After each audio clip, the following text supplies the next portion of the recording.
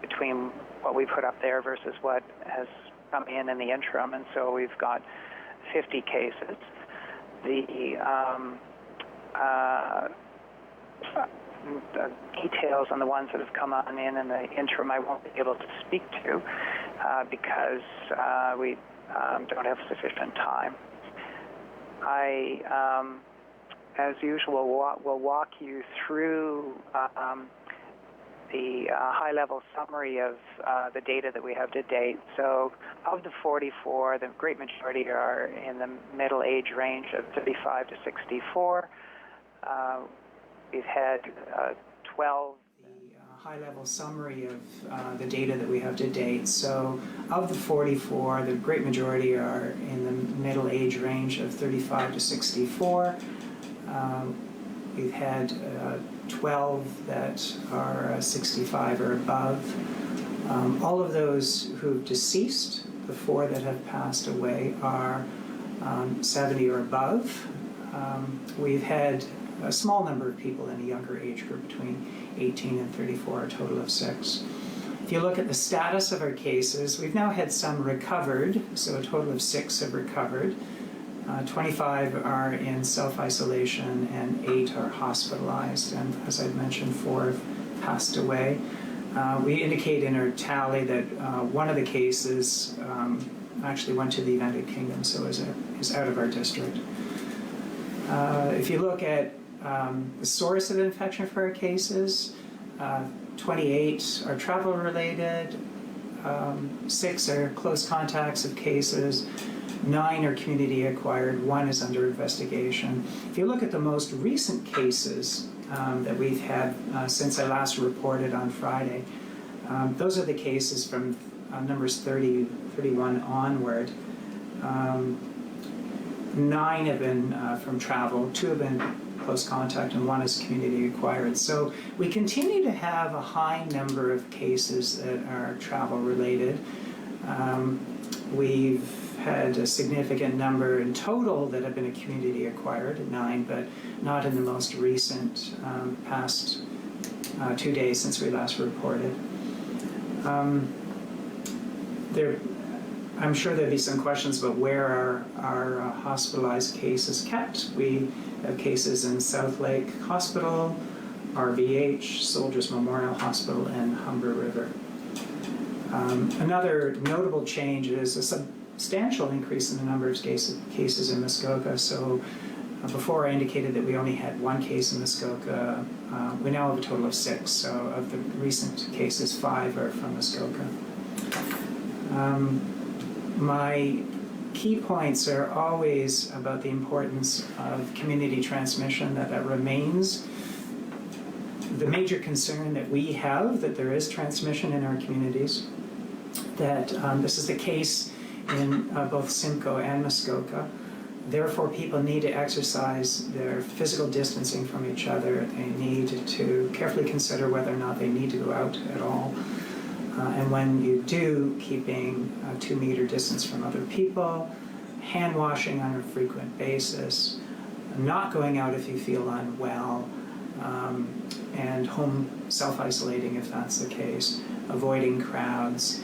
A number of venues and non-essential work environments have been closed, and people need to respect that and abide by that. Now is the time for us to be acting in this way to avoid transmission in our community. This is the thing that will make a big difference for us all and really help to flatten the curve and avoid a huge surge of cases that could overwhelm our healthcare system. I really can't say it enough. I can't overemphasize the importance of this. It's really up to us all to abide by this, to avoid the tragic outcomes that have happened in other parts of the world. I've had a few comments or questions that have come our way and a few other additional points to make. Over the weekend, the provincial government issued a directive prohibiting gatherings of more than 5 people. This is down from 50 people. It is certainly a good idea of the government to have proceeded with this. It helps support the physical distancing that absolutely, people have to be abiding by. we've had certain questions. We received a question with regards to Tim Hortons and a question. There was noted in the media, Tim Hortons that was affected in Alliston, and whether or not there was a second case. I would say that we've had an indication that that is true. The individuals that are otherwise working in that establishment are in isolation, and the affected individuals are in home isolation, self-isolation, recovering.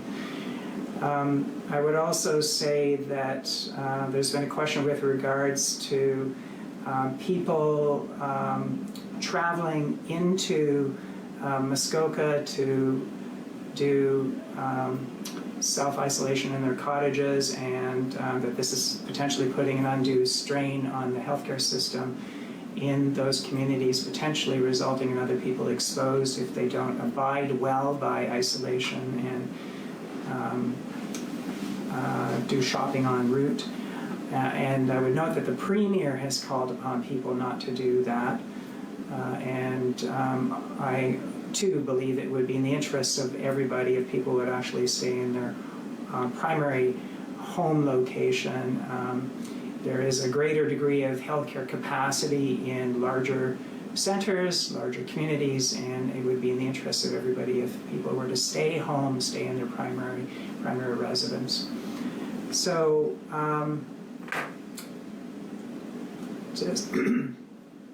just having a final look here. Some of our municipalities have promoted that people could make use of 211 services in order to get assistance if they are in self-isolation and they can't leave their home, if they need shopping done or purchases of food dropped off or that type of thing, that 211 can assist in them obtaining such services. So please take advantage of that rather than being tempted to break your self-isolation.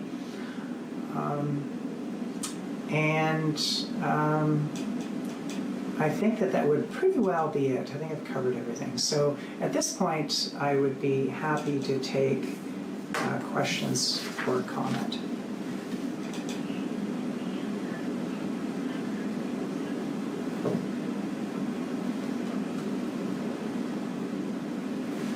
Thank you.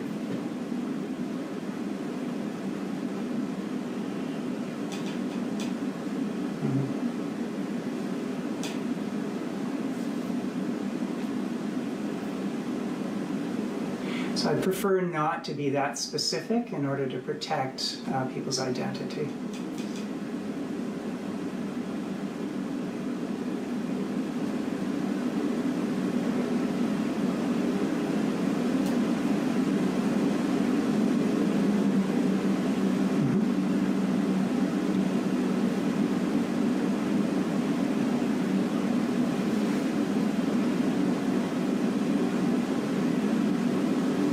So certainly that is good news. We're happy to report that we've had some recoveries. And we expect in the fullness of time that all the cases that don't, in which there are not deaths, would recover. Those who have less severe cases are obviously going to recover more quickly. And we would expect that they would recover fully. Those that are severe cases being treated in the intensive care unit on ventilation would take longer to recover, and it's possible for those. Excuse question. Yes, I do. Sorry. My question pertains to nursing homes. This weekend was quite deadly for a nursing home in Boston. Yes. Are there any known cases in nursing homes or long-term care facilities in Simcoe, Muskoka?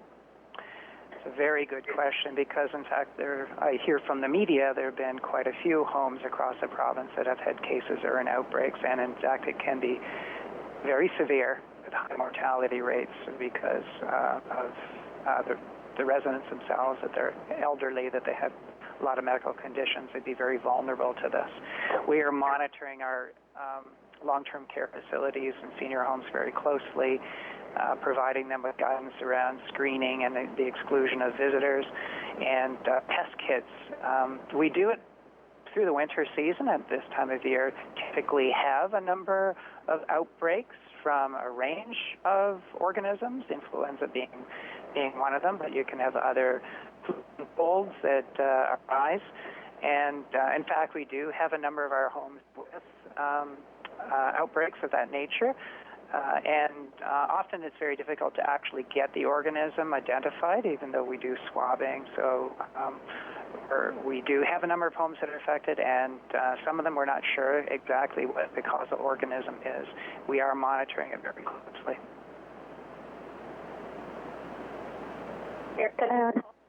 Yeah, just to follow up with that, what exactly concerns you the most about the potential of COVID-19 getting into nursing homes? Disturbs me and concerns me is the likelihood of a severe outcome, the likelihood of having deaths. These are very vulnerable people together in large numbers in an environment in which if we're not extremely careful, can spread readily and can result in a large number of deaths. So that is very worrisome to me, and that is why we're monitoring it closely and working with those facilities to the best of everyone's ability to address this. Dawn, do you have a question? I do, two actually. I'm wondering, Dr. Gardner, if you have heard anything further on assessment centers for the Muskoka region. I have. I've asked more than once, I can assure you, since Friday, and I've been told that there'll be one in Bracebridge and one in Huntsville opening on Wednesday. Excellent news. Okay, thank you for that. And regarding these 3 Huntsville cases, do you have anything further that you can share regarding either when the most recent 2 reported were tested or when any of them returned from travel?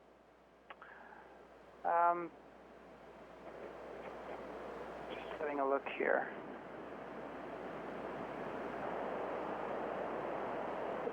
I can say that in terms of testing, one of them had a 3-day lag from the 24th to the 27th.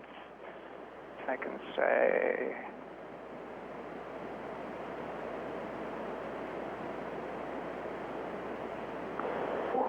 sorry for my delay here. I can say one of them was another one was a 3-day lag from the 22nd to the 25th. The third one I'm just not seeing, I'm afraid. So anyway, I don't know if that's helpful to you, but that gives you a sense as to how long it's taking to get the results back. It does. Thank you so much. You're welcome. Doug Cross, do you have a question? Yes, I was looking at patient 1 who I'm moving off memory, but he's a Huntsville patient in his 20s. He was previously characterized as having contracted it on a trip to Austria, where a number of people contracted it. That's no longer his case. I'm wondering if that was just an administrative overlook, or has that status changed? It's not changed. I'm not sure why it's not there. I will reflect that back to my team. Okay, good. It seems like out of all the cases, Austria is a real common thread amongst the cases in Central Muskoka. And did we notice any commonalities other than obviously they came from there? Was it a hotel they stayed at, or any kind of information coming from where they might have contracted it? This virus is now extensive in Europe. It's extensive in the environments in these countries. You wouldn't be able to pinpoint it down to a particular location. I think what's far more helpful for people is to assume that it's everywhere, including here, and that therefore people would take precautions everywhere rather than trying to pinpoint particular places that they should be avoiding. Okay, thank you. Have a good day. Nathan Schubert? Yes, hello. I just wanted to ask about the other cases in Muskoka. You just said that we had 2 more in Huntsville. Where are the others? Okay, so we had actually a 3rd in Huntsville. And the date of testing was again a 3-day lag from the 25th through the 27th.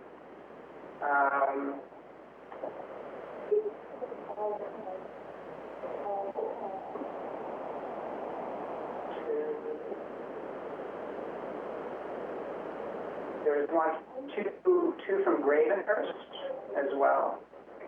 3 from Gravenhurst. They are all in self-isolation. And the cause? So they are all travel-related cases. And is there where in there? Is it Austria or where is it?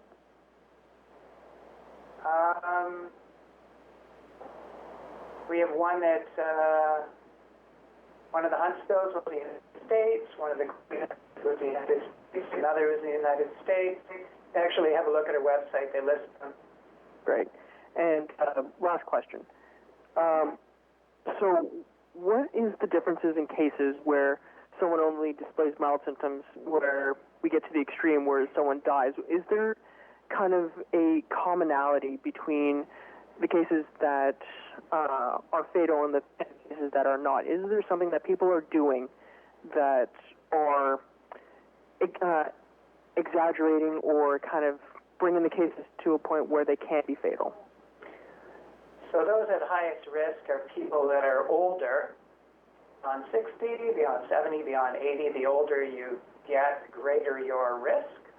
By the time you're above 80, your risk can be maybe 15 to 20% case fatality rate among the cases, whereas the background risk is 1 or 2%. Also, people with pre-existing medical conditions are at a higher risk. So beyond that, though, I think it's important to note that a substantial number of our cases for people that have been hospitalized and in intensive care have been younger, people in their 30s through to their 60s. So although older people or people with medical conditions are at higher risk, it doesn't mean that the rest of us are at no risk. You can still have severe outcomes even for younger people. Okay. Older people or people with medical conditions are at higher risk. It doesn't mean that the rest of us are at no risk. In fact, you can still have severe outcomes even for younger people. Okay. Agatha, question? Agatha? You might be on mute. Okay, Brett Glover, do you have a question? Yes, I do. Thank you. First of all, big spike in resolved cases over the weekend. We went from 8 to 431 province-wide. Locally, we're seeing 6 now. Is this for cause for optimism or what? Are you suggesting that we have optimism in Simcoe Muskoka, or if you could? Sorry, I'm not quite following your question. Definitely the health unit for sure, and doctors around the country, but folks in general looking at these recoveries. Is this good news? Is it be expected, or is this just part of the books? Well, it's certainly good news that people are recovering. We are expecting that people, almost everybody except for those who pass away, will recover, and we're happy for that. But the real issue in my mind is the ongoing transmission and the potential for others to become ill, and the need to flatten the curve with our physical distancing so that we don't overwhelm the healthcare system. So it's good that people are recovering. But what's most important is if we can flatten the curve and avoid a surge that overwhelms our system. And so can you speak to how the health unit is helping to ration some of the medical equipment our hospitals are using? We've helped promote to the community that there are ways that people can donate equipment if they happen to have it. So we put up on our website contacts with local hospitals, and now we've established a drop-off process with Simcoe County and the District of Muskoka for people's, if they have them, personal protective equipment to be donated for distribution to the healthcare agencies.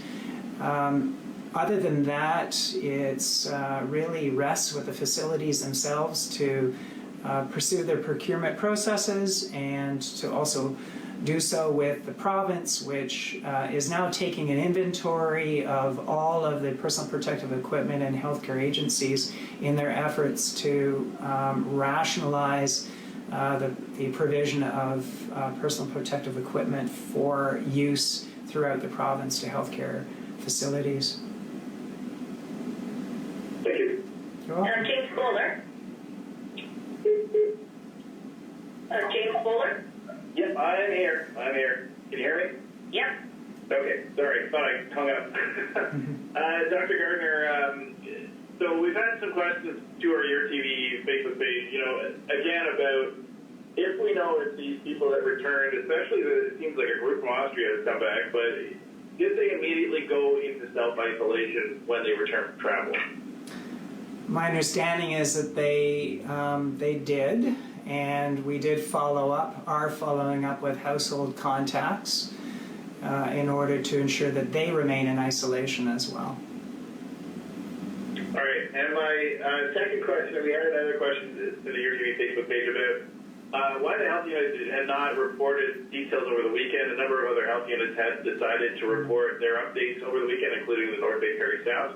So the question was why the Simcoe Muskoka District Health Unit had decided not to do that, and are you changing that policy for this weekend? So we are aware that this is very much a marathon. This is going to go on for months, and we do need to operate in a way that is sustainable for ourselves and our employees. And that means where we can, getting people some time away to get a break and recuperate, because they're going to have to be able to continue to function fully for months with this situation on hand, and that the situation will actually, I think, get quite a bit more demanding before it peaks out and starts to get better. So one of our decisions in that regard has been to do shifts. Certainly we've got our health connection line operating through the weekend, and we've got case and contact management happening through the weekend, but we to date have decided to give this particular aspect of our functioning a break over the weekend to allow for that kind of sustainability for our staff. Okay, thank you. Okay, where are we? Mandy from Rogers. Hi there, just one question, Dr. Gardner. You spoke about at the beginning of the conference, many of these new cases are travel related. Is this mainly just because people are now coming home? Do you expect this over the next couple of days for a lot of these cases to be travel related? Well, this is certainly a time of year that people travel, including during the March break. And we are aware that thousands of Canadians were returning home at this time of year, and that it's coinciding with the pandemic unfolding, and many of them basically this is affecting every country in the world, and the United States is certainly a country now that's very much affected. It's got the leading number of cases, so we knew that this is a vulnerability for us. There's also community transmission that's a vulnerability, and people need to be aware of that and take their precautions with physical distancing because of it. But another really important control measure for us is to have all returning individuals to this country go into self-isolation upon their return, which is now required under the Quarantine Act by the federal government. Thank you. You're welcome. Do you have a follow-up question, Mandy? No, thank you. Okay, how about Craig Longley? Are you there? I'm here. Just a quick question. I don't see the death on the list yet, but I just want to know how they contracted the virus, and when was her case first reported? I'm sorry, there is a bit of background noise, and if people could mute their line, that would be great, thank you. And could you, because of the noise, I couldn't quite hear what you said there. Could you repeat it? Yeah, no problem. Going back to the recent fatality, I didn't see her on the list yet, but how did they contract the virus, and when was that case first reported? So there was a man at Soldiers Memorial Hospital who passed away, and the date for that is, the date of his passing was March the 28th. He actually was the close contact of another case, and as I indicated before, I would like to express my condolences to the family members. Do you have a follow-up question, Craig? Yes, I do. One of the comments was that travel is right now the leading cause right now. But how concerned are you that this community spread may actually become a leading factor in the patient? I'm very concerned about community spread, and I think in a very short time it will be overwhelmingly the dominant means of transmission in our communities. I think even now, although you can't see it because surveillance is basically seeing the tip of the iceberg, the cases you see represent many others that you don't see, that you don't know of. I believe there are probably many cases of community transmission happening right now, and therefore people need to take their precautions and exercise the physical distancing. Do you have a question? YFM? Yes, Kathy, thank you. I just had a quick question about the Tim Hortons. Mm-hmm. Does the health unit have the ability to shut that down? Because I did notice that the restaurant has actually closed and it's no longer serving at all. We, under the Health Protection and Promotion Act, can close a food premise such as a restaurant if we have grounds that they have a health hazard that cannot be remedied by another means. In this instance, we actually didn't require that. We required that all employees who had been in contact with the cases be in isolation, and that the facility be thoroughly cleansed in order for it to open again, but they made their own decisions. Okay, and the second case that came up in that you did mention earlier, that was in relation to the first one from the restaurant? So I didn't actually confirm exactly who on the list was the second case from the Tim Hortons because of privacy. Okay. Thank you. Is there any media on the line that we missed earlier? Okay, then, thank you very much for joining us, everyone. We hope to see you all tomorrow, and stay safe. Goodbye, everybody. Thank you. You too.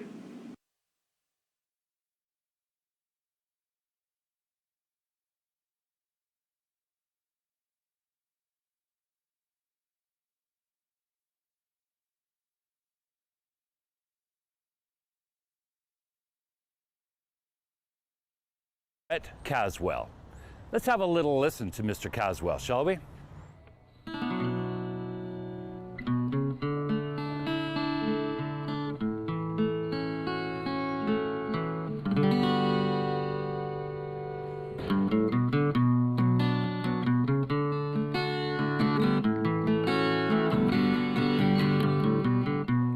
Your ears burning 'cause we've been talking about you. All good things, I promise, we just worry about you, man. Traveling lights out down that dark and heavy road. Sleeping at the wheel is gonna wind you up in the next life. 'Cause to take that road. Though I know that you've already been told you don't need to go that road. We just love you, brother. You don't need to take that road. No.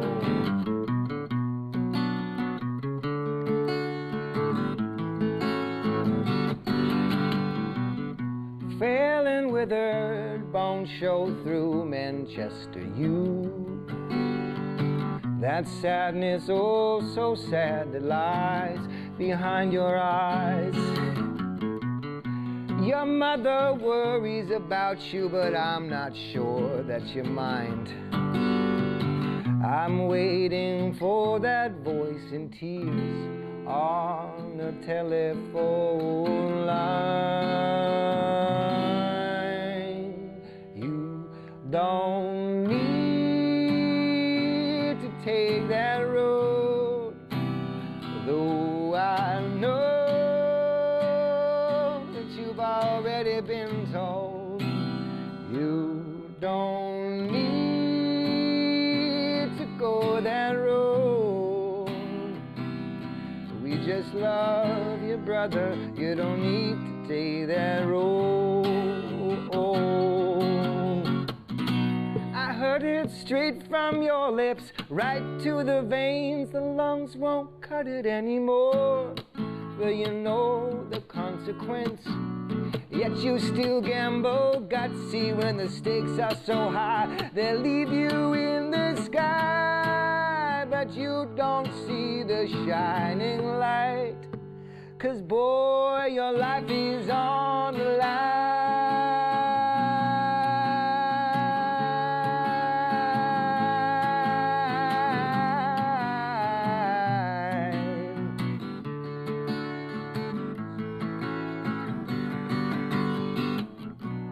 Here's to hoping for the next time that we meet. You've got your feet on the ground. You've got your feet on the ground, not under. You've got your feet on the ground.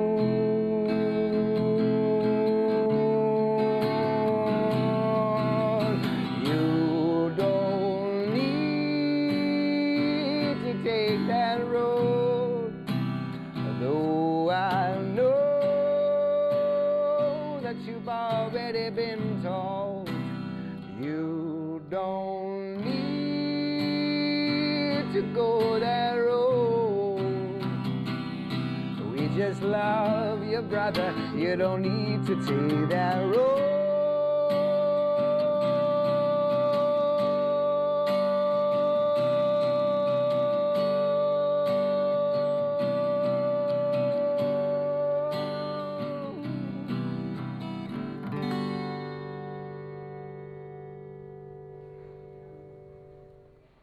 Here we are at the Temple Lounge in downtown Barrie at Donnelly's, and I am sitting with Mr. Brett Caswell. Good to see you, brother. It has been a while. Yeah. Good to see you.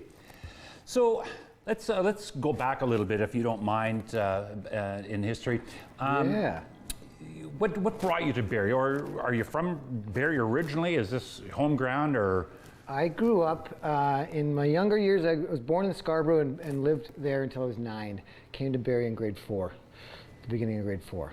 Yeah. So really, like the good chunk of my life. Yeah. Barrie. Yeah. Oh yeah. Cool. Yeah. Now, musically, I always find it interesting to find out at what stage of life people actually got into music. Were your parents involved with music, or did you get started voluntarily at a young age? Or? Yeah, it's almost a mystery, like, because there's not really any background in my family. Okay. Apparently, I guess my grandfather played harmonica a little bit, and that was the extent of it. My father didn't really sing or play anything. My mom doesn't sing or have any pitch, you know. So I don't know what happened, man. But so in grade 8, no, they put me in piano lessons. That's what happened. In grade 7, we all had to go through piano. My sister did it, my brother did it, and then I had to do it. You know, old cranky old lady, you know, those kind of lessons. Yeah, yeah. And then I got a guitar from my uncle. He gave me a guitar around 12 years old or so. and it was over. That was it. That was a shift for me, like life changing. But again, I don't know where it came from, which is the original question. Yeah. I don't know. Yeah, I don't know, man. I guess that you don't really need it's happening. No, I'm It's thankful happened. for it. Yeah, exactly. yeah. It is all good. Yeah. It is all good. No, that's awesome. So you're originally from Toronto. So how did you end up in Barrie per se? All right. My dad. He was an elevator repairman for Otis Elevators, and he was in Scarborough, but we got transferred up to Simcoe County. So yeah, he serviced everywhere up here, and Barrie ended up being our home. I think Barrie was possibly our home because of hockey, because we were very into hockey when I was younger, and I got a feeling maybe we chose Barrie out of all the Simcoe County areas for hockey. Yeah. Well, Barrie's always had a That's just solid it. Yeah. background. So if I had to, I've had to think about that. It's probably because of hockey. Yeah. Yeah. Cool. Now we go back a few years as well. I remember I'm going to date myself here and date you as well, unfortunately. Yeah, that's all right. Probably I'm thinking probably about 15, 16 years ago, maybe even a little bit longer. You had a band called Trigger Incident, which many people in this area may not know about. Tell me a little bit more about Trigger Incident. Yeah, and that one's like there's even a couple that we've breezed over. Oh, that's okay, but let's go. Trigger Incident was a really fun band. It was at a time in my life where I needed to get some anger out. Because the band before that was quite a lot happier. We were singing love songs and in major keys, you know, like and then had a breakup, you know, and it ruined me, and I was angry, and I needed to get it out. So my way of getting it was starting a progressive, I don't know what you'd call it. It was kind of progressive, you know. I would say, Metal-ish in that genre. I don't know. Anyways, that was my way of getting it out. So Trigger Incident was spawned from a really angry Brett. And luckily I have some insanely talented friends, and I recruited Leland Bermania, who now plays in Indian Handcrafts. That's right. And Brian Lake was on the drums. That's right. He's still a dear friend of mine. Yep. And then Evan Rosevere, who I'm not in touch with as much anymore, but he was an incredible bass player. Studied at Humber. Anyways, that was the band. That was Trigger Incident. Yeah. No, it was. I thought it was a great band. It was a great band. It seemed like you were here, and all of a sudden you weren't there anymore. Yes, and that was the anger. Yeah, before Trigger Incident was a band called Fight Like Gentlemen. Okay, Actually started as Junior.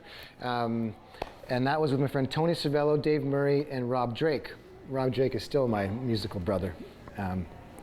Junior, and then Junior changed the name to Fight Like Gentlemen, and we were just a little popular. It was still kind of progressive, actually. Like we liked to mess with our arrangements, but it was definitely happier sounding. And then I got angry and started doing the darker stuff. Yeah. But happier days were ahead.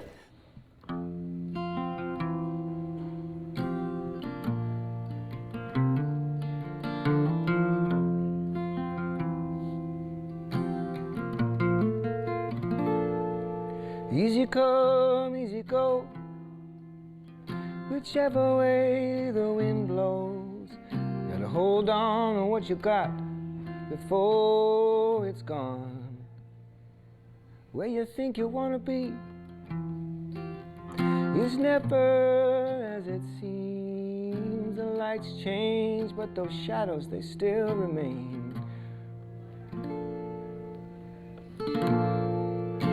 What is it you think you want?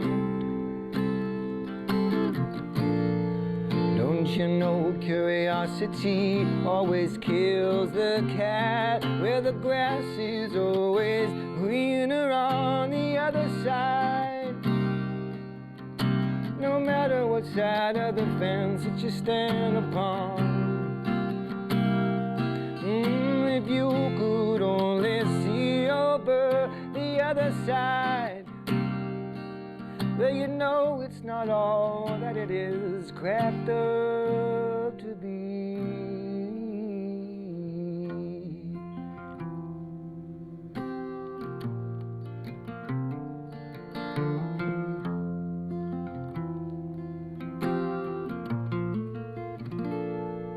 Should you stay or should you go? That age-old question we all want to know, where the answer lies only within your heart.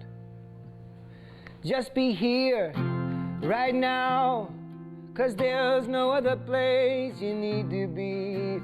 At your fingertips lies happiness and beyond, where the grass is always greener on the other side. And no matter what side of the fence that you stand upon, and if you could only see over the other side, well, you know it's not all that it is cracked up to be. An opportunity comes knocking at your door. No need to answer, you don't need her anymore. You've got everything right where it needs to be.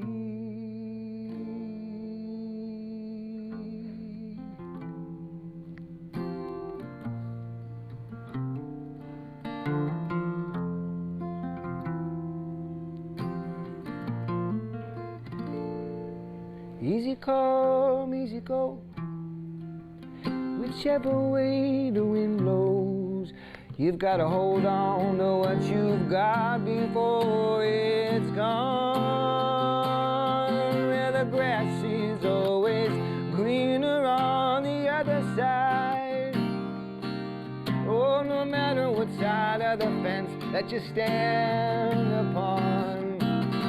And if you could only see over the other side, you know it's not all that it is cracked up to be.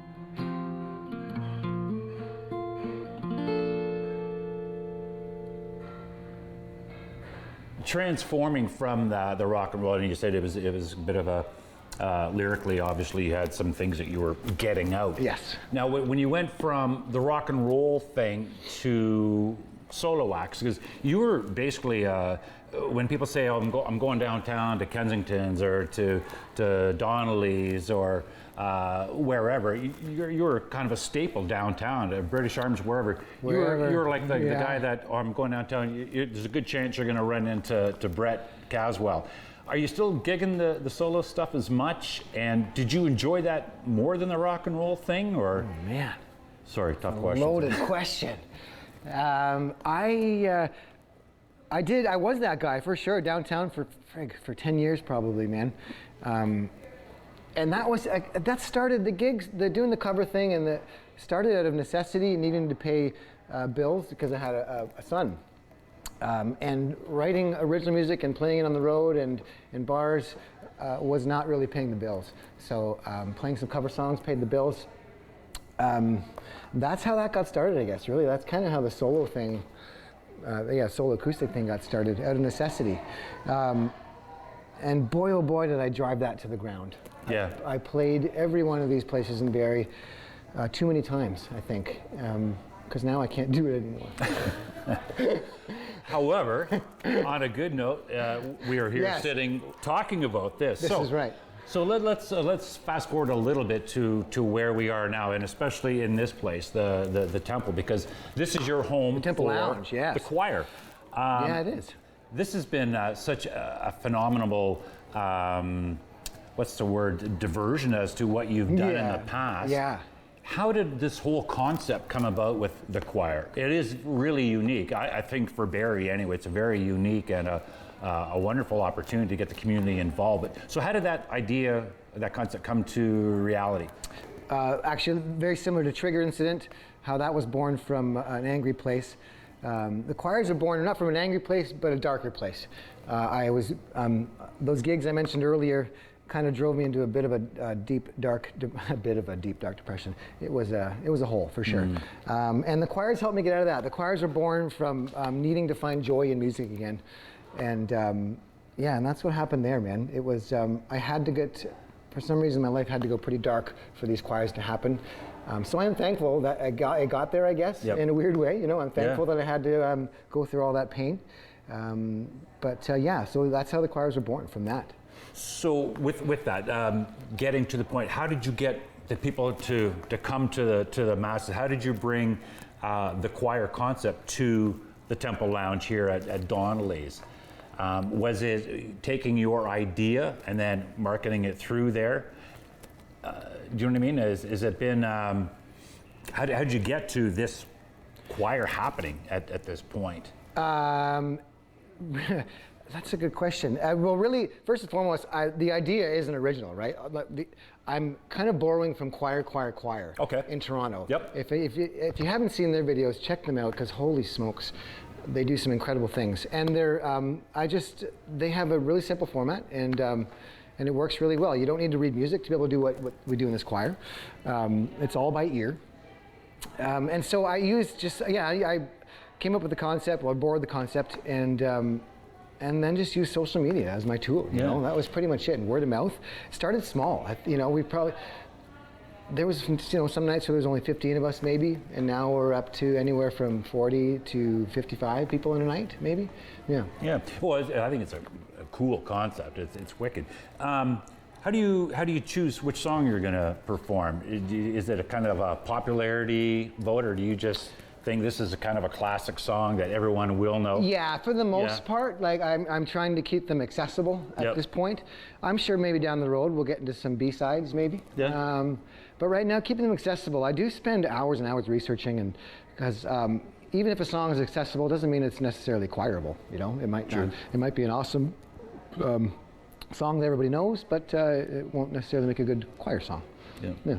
And the cool thing about it too is that it's open to all ages. Yeah. It's what kind of a demographic are you getting with these shows? Well, the one that we do here, we run these on Tuesday nights here at Donnelly's, and those are just adults. So that one, it doesn't have to be 19 plus, but it tends to be, and it tends to even be even a bit of an older crowd. But I also run 2 not-for-profit kids choirs as well out of Homestead Bakery, and those are on Mondays. Okay, cool. So that's actually the adult one is set up to help fund the not-for-profits. So everybody who comes in here on a night pays a $10 donation, and that goes to help fund the kids choirs. Gotcha. Yeah, man. Nice. Now, you talked a little bit about mental illness, and yes, as an artist and as a musician, from a crowd perspective, they don't understand really what's going on behind the scenes and the battles that, like everyone else, faces, whether it's physical, mental, whatever. And musicians tend to, I found anyway, we deal with things differently. Some put out lyrically, some use whatever means they need to disguise their pain or their troubles before they go on stage. With your mental illness, how do you deal with it? Do you find it a combination of writing, or is it dealing with it in other ways? For me, the choir, I guess, has been a huge part of my therapy. Making arrangements is kind of my new writing. Making these choir arrangements. I don't work on my own music a whole lot these days. I don't have time. I'm busy making a lot of choir arrangements, but I'm working all the same, the same parts of my brain. It feels like I'm writing a song almost when I make an arrangement. When I finish it, I get that same feeling of like, you know what I mean? Like kind of proud moment where like, you finished something. Yeah. And so I get all the same feelings with writing music. I get that from making choir arrangements, yeah, which is pretty neat actually. Yeah, so what was the original question? Yeah, so with mental illness and with being a musician, Yeah, so choir helps, and actually performing isn't really, I had some panic attacks on stage through this mental illness, and so performing has been an issue actually. Actually, once I got off this stuff, so you know, is non-alcoholic. I don't use the booze anymore. No, after I got off alcohol, I tried to keep playing shows, and it wasn't working. Like when I wasn't on the same level as the rest of the bar, and everybody else is getting wasted. I ended up panicking on stage and realized I can't do this anymore. Holy smokes! How do you deal with a panic attack on stage? I just had to luckily it was in between sets, so I just packed up and left. Wow. Didn't even say bye to the bar, nothing. Just booked it. So playing on music live doesn't really work for me at this point in my life, but that's being worked through. I guess just the bar gigs, because I still do the songwriter series, and that's a lovely gig. But everybody's sitting, everybody's listening, and it's a bit of a different style of a gig. And exercise is huge for me, man. Exercise, a little bit of yoga, meditation, those are actually paramount for working through my through my mental illness and getting off the alcohol. Again, like this is a fake beer, and it does a great job of tricking me because I still enjoy the taste of beer. Yep. But I think that was the biggest thing, was kicking the alcohol. That really helped me. Yeah. This one's for my son. Every morning when I wake up, I hear you calling out my name, saying, "Daddy, won't you come get me in my favorite Monkey Marv? Would you like some Cheerios? Maybe some scrambled eggs and toast. Be sure to eat everything on your plate, because you need your energy. And if the sun don't shine, everything's alright. We'll spend the day inside. You run, I'll hide. After breakfast, put some clothes on. We'll tie the laces on your Superman high tops. Out the door and to the park we go, with nothing but fun in store. Fill your pockets with the stones we find along our merry way. We'll throw them up and down that big red slide. Anything to see you smile. And if the sun don't shine, everything's alright. We'll spend the day inside. You run, I'll hide. It's days like these I remember why. Well, I was put here to live out this life. It's you, the reason why. Every day, every night, and every moment of our life.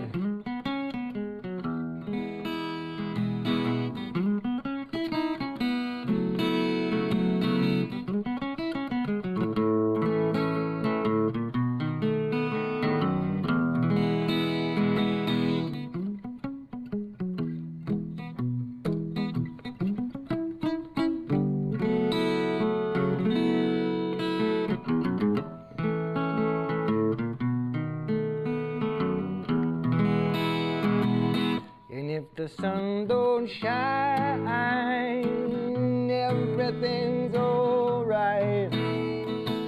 We'll spend the day inside. You run, I'll hide.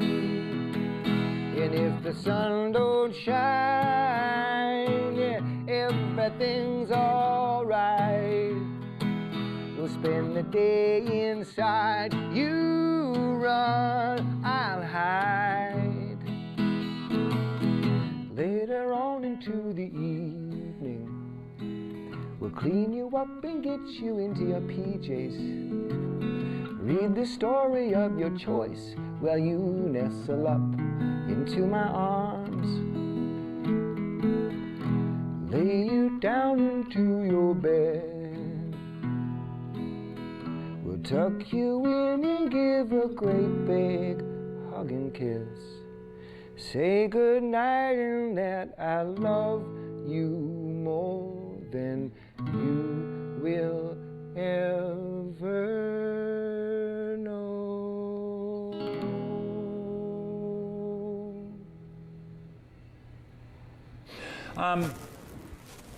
You have a very creative mind, obviously. Otherwise, we wouldn't be sitting here talking. Yeah. But between your solo, the rock and roll thing, and now the choir, what's going on after this? Have you got plans for down the road, or are you just going to kind of Great question. take this as long as it'll ride, and then wait to see what falls from the gods? Yeah, usually I kind of just go with the flow. And so before I played live all the time, I taught for years. And I do have a pattern of just beating things to death. So, because I taught for years and I taught so much. I had, they'd have 50 students on the go at a time. And by the end of teaching, I was starting to get a little cranky. I get a little jaded, and I definitely got out when I should have. Yeah. But because I was starting to beat it to death, kind of a thing. Yeah. I was losing my patience for it. And then that happened again with music too. I beat the gigging to death until I hated it. So I hope that doesn't happen with the choir. This is what I'm hoping. Okay, because this choir is so joyful and so lovely, and is bringing so many people together, and this great community. So here's the hoping that that doesn't happen. I'm pretty sure it won't, because this is a very different adventure, and it involves so many more people, and there's just so much energy around it. I think this is it for a long time. Yeah. For sure. Yeah. I could picture myself being on this stage, or on a choir stage, leading choirs for a long time. Awesome. Well, I must say it has been one heck of a great pleasure to finally be able to catch up to you, because we have been trying to do this for a little while, and we've been playing tag and everybody. We finally got our opportunity to sit down and chat, and it has been a sheer pleasure. I was ready to just keep blabbing too. Oh yeah, well that's the good thing about these interviews. Just let them keep rolling. Yeah. But no, it has been a sheer pleasure chatting and catching up with you again, Brett. It's been a while. Yeah. Thank you very much. Thank you for having me. You're very welcome. Every morning when I wake. At Kawartha Dairy, it's been 80 years of fresh, delicious dairy products and 80 years of incredible memories. We've come a long way since 1937, and it's all thanks to our amazing customers. Thank you, Ontario. Here's to 80 more years. Call the Rogers TV viewer response line, email us, or connect with us on social media.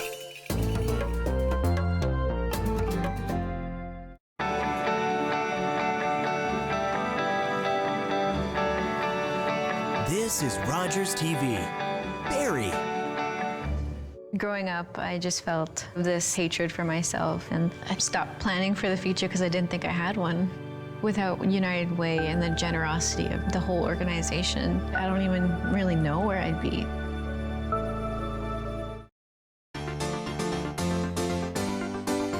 You have a brother in the 2nd Battalion. They're walking into a trap. Your orders are to deliver a message calling off tomorrow morning's attack. If you fail, it will be a massacre.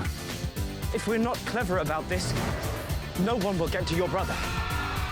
I will.